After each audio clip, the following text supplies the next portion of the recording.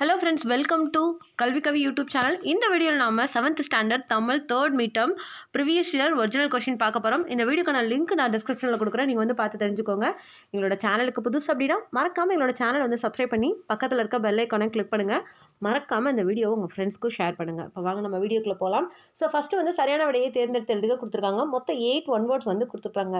First one, மரம் வளர்த்தால் days பெறலாம். Second one, Tirunelveli days ஆற்றின் கரையில் அமைந்துள்ளது. அடுத்து தேர்ட் ஒன், காந்தியடிகள் எப்போதும் டேஸ் பேசினார்.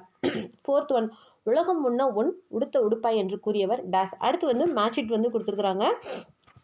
அடுத்து 2 மார்க் கொஷின் 4 மார்க் கொஷின் கொடுத்துருக்காங்க. ஸோ என்னென்ன 2 மார்க் அண்ட் என்னென்ன 4 மார்க்ன்றதை பார்க்கலாம். ஸோ இதில் கொடுத்துருக்க கொஷின்ஸ் எல்லாத்தையுமே நீங்கள் தரோ பண்ணிங்கனாலே உங்களால் இப்போ நடக்க போகிற எக்ஸாமில் வந்து ஃபுல் மார்க் வந்து கண்டிப்பாக உங்களால் ஸ்கோர் பண்ண முடியும். அண்ட் ஸ்பெல்லிங் மிஸ்டேக்ஸ் இல்லாமல் ஒரு தடவை வந்து ரைட் பண்ணி பார்த்துருங்க. ஸோ என்னென்ன கொஸ்டின்ஸ்னு பார்க்கலாம். கொஸ்டின் நம்பர் 9, பாரி மகளிரின் பெயர்களை எழுதுக. 10th ஒன், உழவர்கள் எப்போது நண்டு பிடித்தனர். அடுத்து 11th ஒன், தாமிரபரணி ஆற்றின் கிளையாறுகள் யாவை. அடுத்து 12th ஒன், உவமை உவமேயம் உவம உருபு விளக்குக.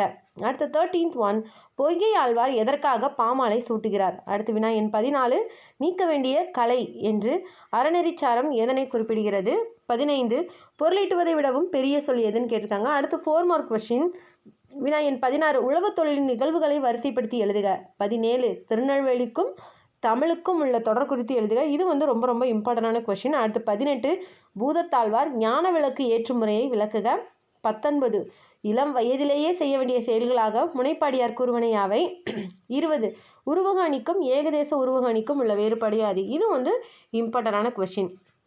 அடுத்து அடிப்பெறலாமல் எழுதுக. அதாவது மாறி ஒன்று என தொடங்கும் விருந்தோம்பல் பாடலை எழுதுக. அடுத்து வினா எண் 22, நாடு என முடியும் திருக்குறளை எழுதுக கேட்டிருக்காங்க. அடுத்து 8 ஒன் வேர்ட்ஸ் வந்து கொடுத்துருக்குறாங்க.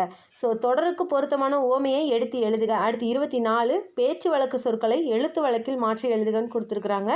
25, கொடுக்கப்பட்டுள்ள ஊரின் பெயர்களிலிருந்து புதிய சொற்களை உருவாக்குக.